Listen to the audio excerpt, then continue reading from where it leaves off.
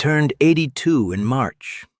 The cake was small, just me and a neighbor from down the hall who knocked once, handed it to me, and said she didn't want it to go to waste. I thanked her like it was a gift meant just for me. I used to think I would feel proud at this age, accomplished, settled, like a man who climbed a mountain and could finally look back at the view. Instead, I sit by the window most mornings and watch other people hurry to work. I was very good at hurrying. For 40 years, I chased something I thought would steady me. A title, a bigger office, my name on the side of a building. I got most of it, too. People used to stand when I walked into a room. They laughed at jokes that weren't funny. They said my decisions mattered. And they did matter, just not in the way I imagined. When I was 26, I told my wife we would only live like this for a few years. Small apartment, second-hand couch, dinner at the table with one chair that wobbled. I said, "Give me time. I'll build something for us." She believed me. I believed me. There's a particular hunger in a young man when he feels average. It keeps him up at night. It whispers that he is replaceable, that nobody will remember him. I didn't want to be replaceable, so I worked. Long hours at first, then longer. Nights that turned into mornings at the office. I told myself I was being responsible, providing, protecting our future. When our first son was born, I held him in the hospital room and felt something loosen in my chest. I remember thinking, this is it. This is what matters. Then my phone rang. It always rang. I missed his first steps. I saw them later on a grainy video my wife had recorded. I remember smiling, proud of him, and proud of the fact that I was in a meeting that morning that secured a major contract. It felt like balance. I told myself he wouldn't remember. He doesn't remember that day. But he remembers something else. He remembers that I was tired, that I was distracted, that when he asked me to watch him jump off the porch, I said, "In a minute." There were many minutes. They stack up, quietly. By the time I was 40, we had a house large enough that I could lose my own thoughts in it. Hardwood floors, a kitchen island my wife had circled in magazines years before. I handed her the keys and said, "We made it." She smiled. She always smiled. But she had lines around her eyes I hadn't noticed forming. We stopped eating dinner together without meaning to. The boys had activities. I had dinners with clients. She started going to bed before I got home. I told myself it was a season. Everything was a season. There's a kind of success that makes other people proud of you. Your parents brag. Your friends introduce you with a certain tone. He's done very well. I won awards. I shook hands with men whose names appeared in newspapers. I remember standing at a podium once, applause filling the room, and thinking, why does this feel so quiet inside? Not empty, just quiet, like I was waiting for something to land. When my younger son turned 12, he stopped asking me to come to his games. I noticed because my wife mentioned it casually. "It's okay," she said. "He knows you're busy." I nodded, grateful for her understanding. I didn't ask him why. I told myself boys pull away, that it was natural. I was building something that would support them long after I was gone. That's what I said, anyway. In my 50s, the company reached its peak. We expanded overseas. I traveled constantly. Airports blurred together. Hotel rooms that all smelled faintly of cleaning spray and loneliness. I learned how to sleep on planes. I learned how to eat alone in restaurants without looking uncomfortable. I learned how to fill silence with work. At home, silence was growing too. My wife and I stopped fighting. That sounds like a good thing, but it wasn't. We simply ran out of things to argue about. We moved around each other carefully, politely, like long-term roommates who shared a history but not much else.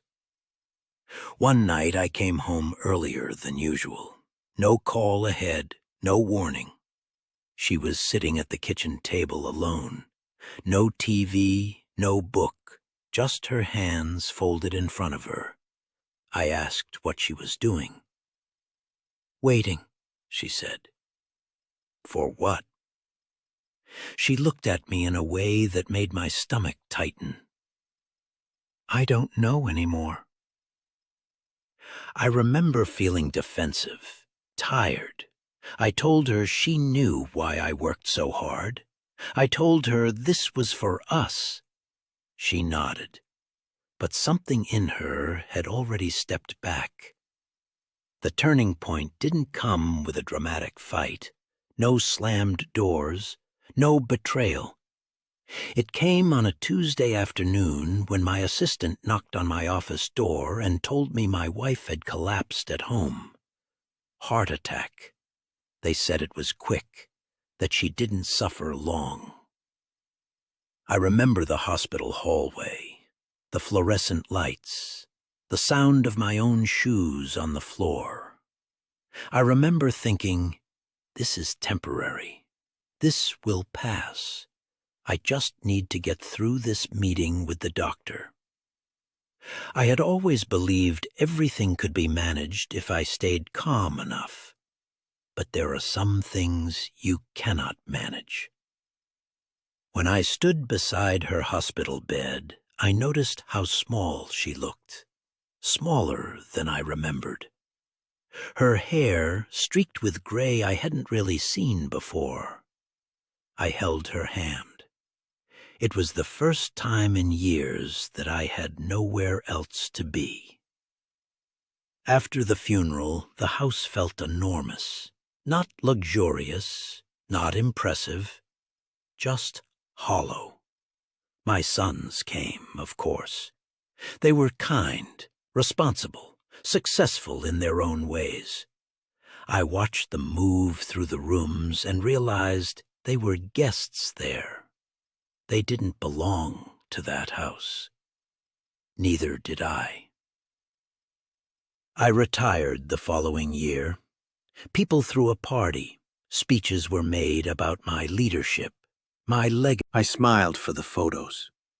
Then I went home to an empty driveway. For the first few months, I didn't know what to do with myself.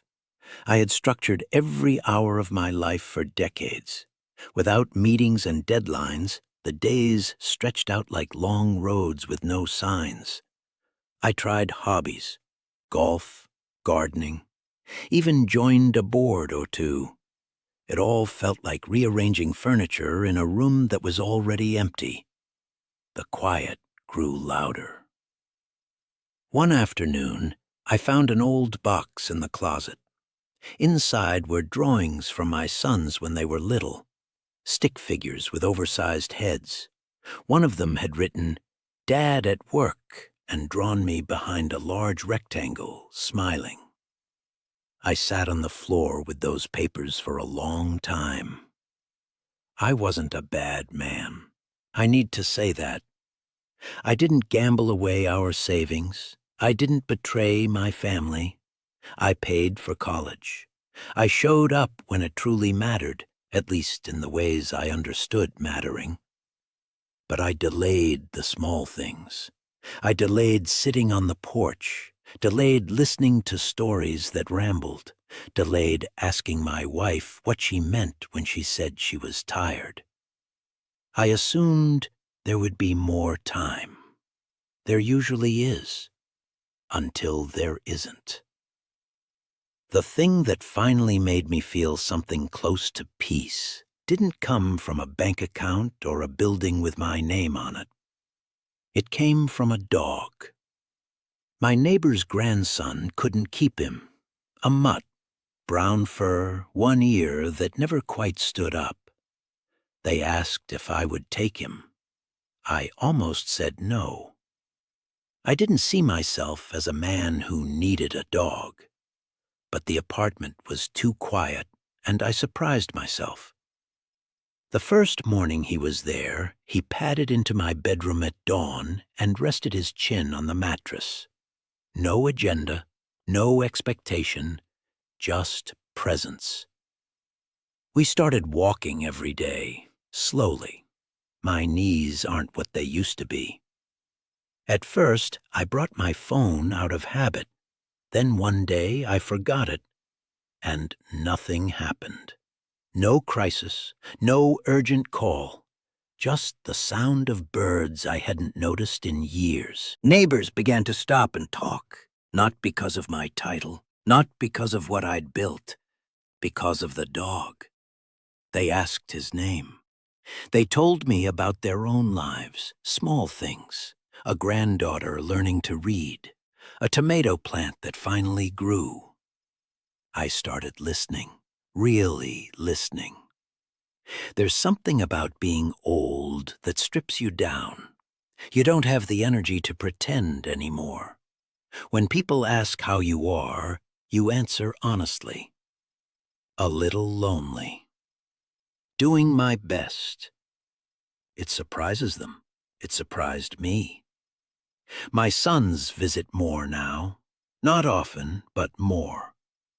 We sit at the small kitchen table in my apartment. No grand dining room, no long polished table. Last year, my older son apologized. He said he always felt like he had to achieve something big to earn my attention, that he never felt quite enough. I wanted to tell him that none of it mattered, that I would trade every award, every contract for one more ordinary Tuesday night with him at 12 years old, asking me to watch him jump off the porch. But time doesn't bargain. So I told him I was proud of him, not for what he'd built, just for who he was. It felt late, but true. Success didn't make me happy. It made me busy. It made me respected. It made me comfortable. What made me happy came quietly when there was nothing left to chase. Morning light on the kitchen counter, the weight of a dog's head on my knee, my son's voice on the phone, unhurried. I used to think happiness would feel like applause, like something loud enough to drown out doubt. It doesn't. It feels like sitting still and not wishing you were somewhere else. If you're younger than me, you probably believe you have time. I did too. Maybe you do. I'm not telling you to quit your job or abandon your plans. Work matters. Providing matters. Building things can be honorable. Just don't delay the small moments the way I did. They don't announce their importance. They don't send reminders. They simply pass. These days I wake up early. 82-year-old men don't sleep much. I make coffee. I sit by the window. The dog settles beside me. Sometimes I close my eyes and try to remember my wife's laugh. It comes back in pieces. I wish I had memorized it better. There are things I cannot fix, years I cannot relive, a kitchen table that will never again hold all four of us at once. But there is this morning, there is this breath, and for the first time in my life, I am not rushing through it. If this meant something to you, I'm glad, truly. I've had a long life, a full one by most standards. I built what I said I would build. I just didn't understand back then what I was building it for. Now, in the quiet, I finally do. And it isn't the building that matters.